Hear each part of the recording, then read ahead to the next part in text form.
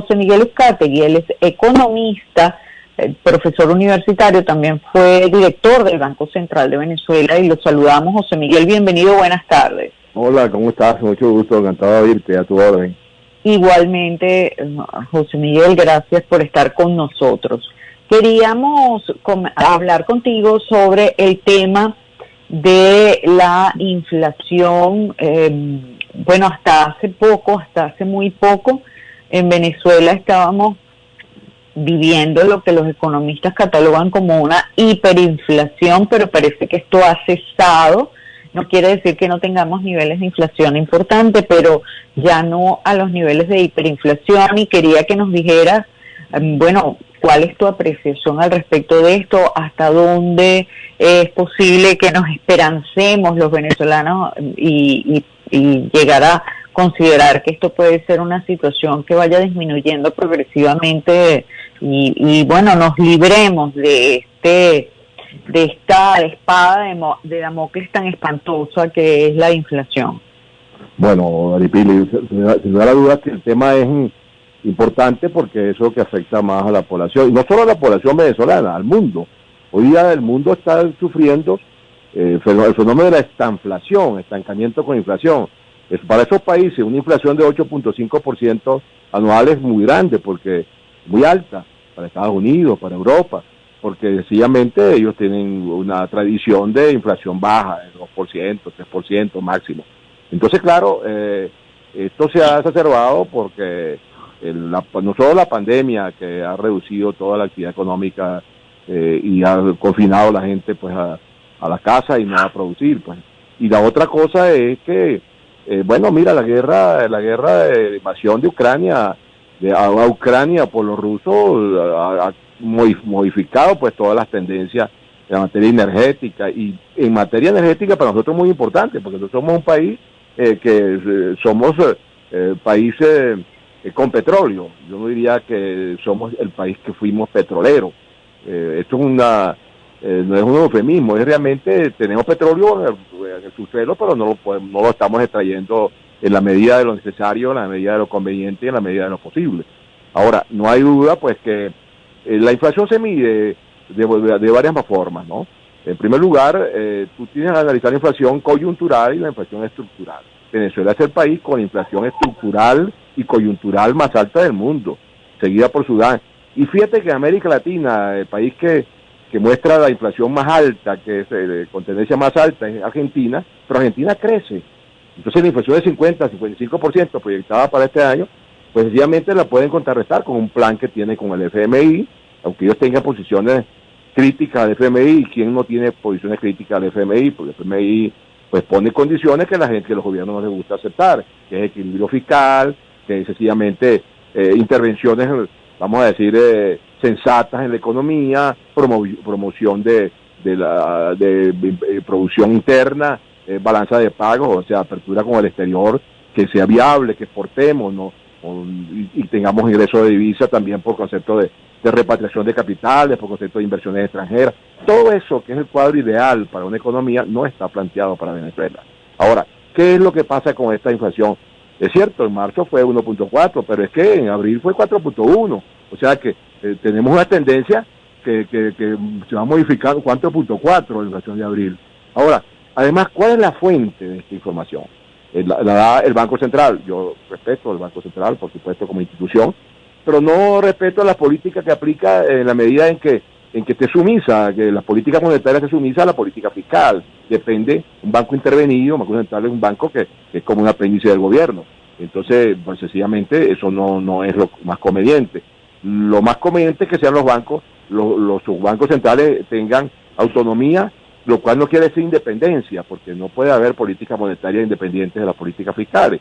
Entonces, de lo que se trata es que haya armonización. Necesitamos equilibrio fiscal, que no se supone nada más que baje el gasto, porque el gasto no puede bajar, porque sencillamente hay que atender necesidades importantes de la población, servicios públicos, bienes públicos, los produce el Estado, no los produce el sector privado. Ahora, ¿qué es lo que está pasando ahora? En esta coyuntura de análisis, el Banco Central informa, por cierto, de manera distinta a lo que proyecta el FMI. somos miembros del FMI, somos signatarios del acuerdo del FMI, pero no cumplimos, estamos en un estatus de incumplimiento, pues un estatus muy especial, porque hemos tenido, por el plan de la patria, hemos tenido una línea política, dogmática, ideológica, de que el FMI es enemigo de los pueblos. Bueno, el FMI es la institución que se creó para garantizar equilibrios en las finanzas internacionales, y cada país tiene la posibilidad signataria del FMI, son 190 países, tiene la posibilidad de recibir financiamiento sin contrapartida, o sea, gratis, para estudiar reestructuraciones de deuda, para estudiar lucha contra la pobreza, para estudiar redistribución del ingreso, para crecer sin inflación, para crecer redistributivamente, y eso no lo estamos aprovechando por una cuestión dogmática del plan de la patria 1 y 2, ¿no? Entonces, yo creo que ya es hora de que veamos bien que no podemos esperar un repunte estacional si profundizamos el problema estructural. ¿Qué es el problema estructural? Que la economía no está creciendo porque no hay un dinero, una moneda nacional que pueda ser respaldada suficientemente, y el respaldo de la moneda es la capacidad productiva. O sea, si tú no inyectas recursos financieros a la economía, porque la economía, así como la sangre es al cuerpo humano, así es el dinero y la circulación monetaria a la economía. Entonces, si tú no atiendes eso, pues obviamente no estamos exportando. Entonces, lo que estamos viendo que en esta coyuntura de marzo, no te olvides que hay una circunstancia muy especial. El primer trimestre del año si se difiere del último trimestre del año anterior, porque el consumo mayor que se realiza a finales de año no se repite al principio de año. O sea que una reducción cuantitativa de consumo. Por supuesto, el gobierno muestra exhibe pues como algo positivo, vamos a decir, la flexibilización de la economía. Eso no está mal, eso no está mal, todo lo contrario, está bien. Hay que flexibilizar porque las regulaciones son necesarias cuando el mercado no responde a criterios, vamos a decir, de recuperación de la economía en términos de producción y reducción de la inflación. Esa es la primera aproximación que te quería hacer, porque en este primer trimestre hay que pagar impuestos, ¿sí? Pero además un nuevo impuesto que ha alterado la situación, y todavía no hemos medido el impacto, porque recién se puso en ejecución el impuesto sobre las mal llamadas grandes transacciones, que se llama así porque ese impuesto data del 2015, se empezó a ejecutar en vigor en 2016. Pero es que son grandes transacciones, son todas las transacciones que se realizan de acuerdo con los requisitos de la ley. Entonces, ahí hay un gran desorden, porque esto le llega al comerciante pequeño, al consumidor pequeño, y unos que retienen, otros no retienen, perciben, o los agentes de percepción, y todo un desastre porque más que un desastre, es una irregularidad, una anormalidad. Los impuestos tienen un sentido, no solo más recaudar, sino producir disuasivos de producción, de inversión, de consumo, de comercio, y es lo que está pasando, ¿no? Es mi apreciación inicial para responder tu pregunta. Ajá, pero a mí no me quedó claro si a tu modo de ver los venezolanos podríamos ya comenzar a pensar que efectivamente nos estamos librando de esa condena prácticamente que teníamos con la hiperinflación y con una inflación tan elevada. El hecho de que haya reducido la inflación en estos últimos meses significa que ya nos libramos de eso. No, mira, la hiperinflación es una figura que alguien, como un economista que en los 50, Kagan, se apellidó Kagan, se estableció como referencia para medir la hiperinflación, el crecimiento del 50% mensual de los precios continuados por un año. Pero es que eso es una medida que depende de cada realidad. Eso es aplicar, eso no puede ser genérico. No es igual aplicar eso para un país que produce, un país que no produce, un país con los niveles de pobreza nuestros, no es igual. Ahora, el hecho de vamos a decir, esto es como un rebote estadístico. Lo utilizamos los economistas y los econometristas, y los estadísticos utilizan esa figura de rebote. Si tuvimos una contracción del 70% de la economía en términos de producción, cualquier repunte de producción o de consumo, pues sencillamente, más que de producción interna, es de consumo de bienes importados, que por supuesto hace que mucha gente que que tiene recursos que lo movilizan en la economía, que no conoce el Banco Central, por cierto, porque el Banco Central no informa, así como no informó el presupuesto de este año, así que no podemos, en términos de desagregación, no podemos saber cuáles son las fuentes que tiene. El gobierno no tiene acceso a la información que entra por las remesas, por las fronteras, por el lavado de dinero. Todos los que han robado lo están utilizando sus recursos para montar grandes negocios, y grandes espectáculos, y grandes edificios, y grandes negocios, bodegones, etcétera. Entonces, esa es una economía ficticia, una economía que no genera producción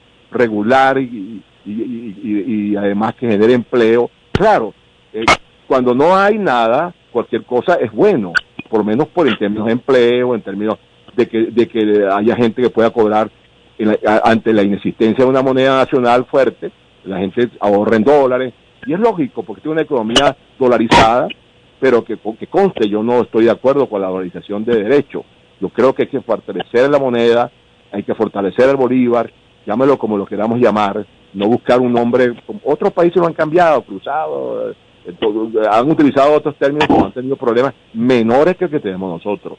Ahora, yo sí creo que no es malo pensar que hay que ver un acuerdo político. Yo creo en el acuerdo político para buscar soluciones socioeconómicas importantes en el país, porque nosotros producimos petróleo y tenemos y de los 700.000 barriles que producimos en este momento, 400.000 barriles se los queremos mandar a China, que le está comprando petróleo a todo el mundo, y sobre todo a Rusia, que tiene problemas para mantener su producción.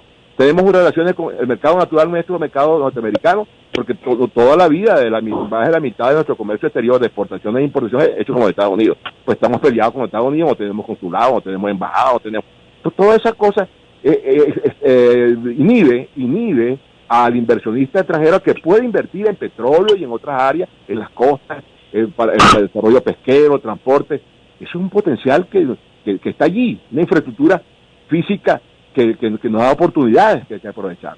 Entonces yo creo que una falsa ilusión es preocupante, es malo, porque nosotros no hacemos lo necesario. ¿Qué es lo necesario? Hay que reestructurar la economía, hay que reconstruir la economía sobre unas bases muy claras, no entrega a los capitales extranjeros, nada de esas cosas está planteada. Aquí hay capital nacional que vendría, invertiría, y porque aquí hay una tradición de inversión en infraestructura que se ha abandonado y se ha perdido. Porque para producir electricidad hay que invertir en electricidad, para producir agua hay que desarrollar plantas que generen energía de todo orden. Entonces, además en el área de petróleo, nosotros seguimos teniendo petróleo que nos cuesta más producirlo.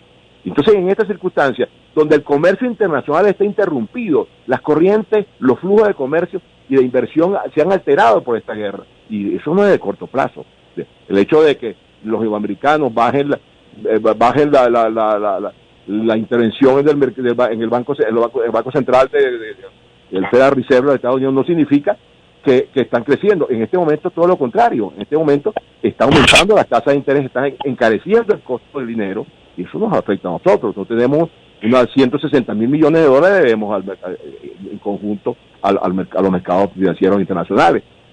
Un país endeudado no genera confianza y además en default, o sea, con incumplimientos que hay que atender. Entonces yo creo que no hay que ir a profundidad del asunto. El que analiza esto de modo facilista, cómo esto está repuntando, aguanten que esto va a mejorar. Mira, yo veo los precios, yo veo la gente, y la gente con la que me relaciono, mis alumnos, etcétera, y familiares, etcétera. Mira, pues le están cobrando, unos cobran más, le retienen más, y además agregan un impuesto justamente cuando más necesidad tiene la gente de su dinero, su ingreso, que puede estar combinado, una parte en dólares, una parte en bolívares, claro. Eso es la respuesta que la economía da cuando la moneda no es un refugio de valor. La moneda nacional no es reserva de valor. Tú no puedes ahorrar en esa moneda. Además, la banca descapitalizada, la banca privada está descapitalizada. Hay que ir al crédito bancario, hay que ir al crédito hipotecario, hay que reforzar la economía, la banca, hay que darle pero también tenemos que reforzar el valor de la moneda, y para eso tiene que haber políticas coherentes, oportunas, y además que estén desvisualizadas. La ideología a veces impide, señor, el Estado no está en capacidad de administrar bien empresas que están quebradas. Bueno, está devolviendo, sí, pero el tema es que no solo basta devolverla, hay que hacer inversiones para que esa empresa se ponga a punto para producir bienes y servicios. Eso es lo que pienso. Ya, ahora yo te pregunto por la inflación y tú me hablas si hay crecimiento económico o no hay crecimiento económico, que si ese crecimiento económico es verdadero o es ficticio, de las cosas que se deberían hacer para mejorar la situación económica del país, pero no me dices, no me respondes la pregunta que te he hecho ya esta vez por tercera vez. O sea, ¿podemos los venezolanos pensar que ya se acabó el periodo de la hiperinflación? Mira, mientras tú estás en un país ¿sabes cuál es la proyección de inflación? Te voy a responder por segunda vez, no por cuarta vez que tú me has preguntado. ¿Qué es la hiperinflación? Es una medida de definición de algo, pero tú sabes cuál es la proyección de la inflación este año para Venezuela, 500%. ¿Eso qué es? Eso es inflación, eso es hiperinflación, en términos globales, al final. Entonces es la respuesta. ¿Qué es eso de que la hiperinflación es una medida, hiperinflación sin crecimiento de la producción? ¿Qué es eso? O sea, ¿de qué sirve? Inclusive bajando, vamos a suponer que bajáramos un dígito, que se hiciera, cosa que ya en el mes de abril no se produjo. Ya en el mes de abril triplicamos la inflación de marzo. O sea que, vamos a hablar claro. Si me preguntas dentro de 2 o 3 meses, te diré, mira, ha mejorado, pero mientras no cambie la orientación de las finanzas, de los recursos, porque el problema es que la gente no sabe que es 3%, lo que sabe es que 3% va a pagar por el impuesto nuevo que se lo están cobrando, un impuesto inoportuno, donde no estamos preparados para aplicarlo, administrarlo. Eso es lo que la gente siente, que la gente compra menos, come menos, y que los servicios no funcionan, y que te cuesta todo más. Entonces, esa es la verdad. Entonces no podemos jugar con un indicador que nos dice que se desaceleró. Esto es un problema de rebote estadístico, se llama, y además sin información estadística, porque el Banco Central no informa, el FMI no le informa al FBI, que es una obligación, porque es el que nos asesora para esto, a todos los países. Rusia, China, nuestros aliados están en el FMI. ¿Por qué no se van del FMI si no les sirve para nada? Esa es la realidad. Yo consulto a los colegas que están en el FMI trabajando y me dicen, bueno, aquí no recibimos información en aquí hacemos cálculos, estimaciones. Entonces no podemos vivir de ilusión de que bajamos la hiperinflación. Es que es una medida que no es la más importante.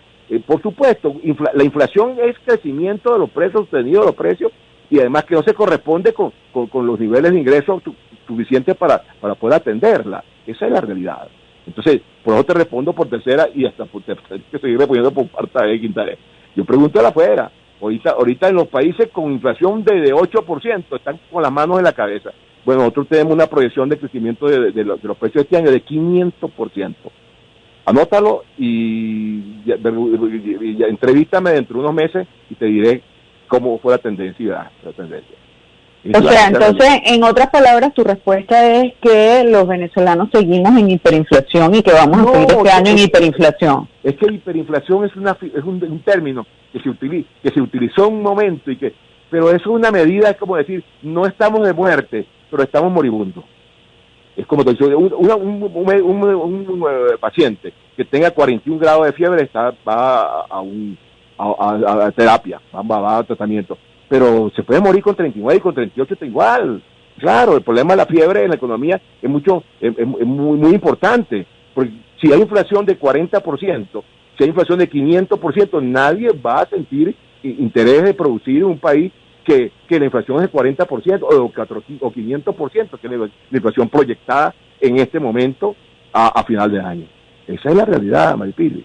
No ¿y el país tú crees que está creciendo económicamente? O sea, en otras palabras, sabemos que en los últimos años se ha decrecido de manera pavorosa, pero ¿se detuvo ya ese decrecimiento? ¿Crees que el país tocó fondo y ya ahora comienza a crecer o tampoco crees eso? Tú tienes que canalizar el crecimiento en términos de componentes, sectores que crecen. Porque la composición del Producto Interno Bruto, el Producto Interno Bruto mide el valor de la producción en el año, y entonces no crece servicios, no crece agricultura, no crece industria. Un país que donde crece el comercio más que la industria y la agricultura es un país dependiente, porque el comercio puede crecer si tú estimulas la importación, tú estimulas importaciones, no le cobras IVA, no le cobras el impuesto de IVA importado, no le cobras el impuesto de importación, no le cobras arancel, y no le cobras la tasa aeroportuaria. Entonces, y permite que entre después de puerta a puerta del importador a vendedor, por supuesto. Eso no es un país que está creciendo saludablemente, es un crecimiento artificial. Entonces, eso y la composición del producto, además no tenemos desagregado, por cierto, el producto. Te dan una cifra, pero no te dicen cómo fue la composición, qué fue lo que creció y lo que no creció. Y eso te revela que no estamos creciendo integralmente, porque es que la economía está concatenada. Tú no puedes deslumbrarte porque montaron un edificio nuevo, un polígono nuevo.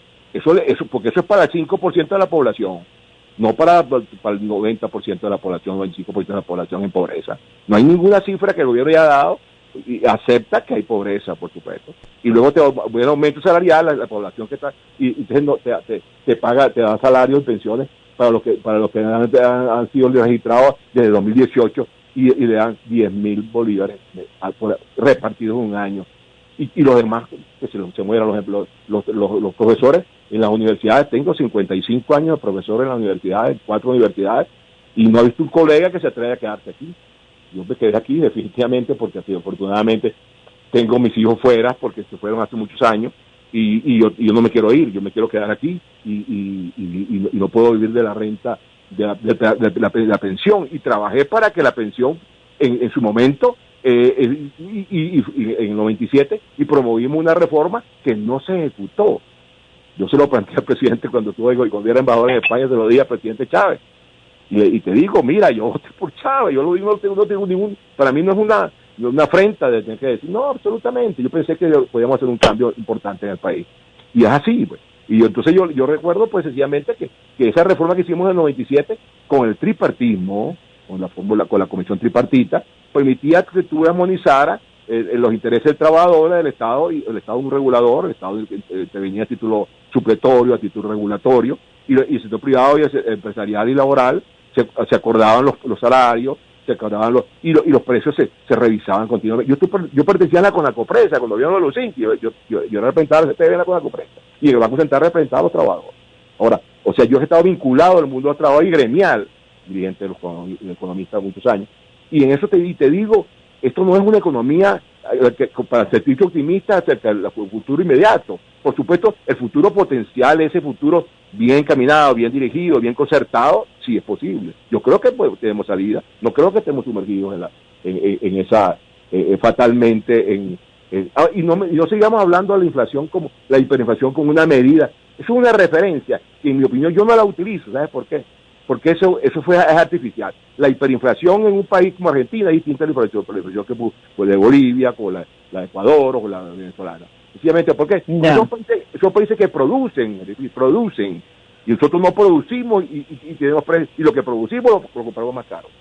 Bueno, José Miguel, te agradezco que hayas estado con nosotros y que nos hayas dado tu punto de vista de estos temas. Muchas gracias. A tu orden. Chao. Amigo José Miguel Uzcategui, él es economista, profesor universitario y fue director del Banco Central de Venezuela.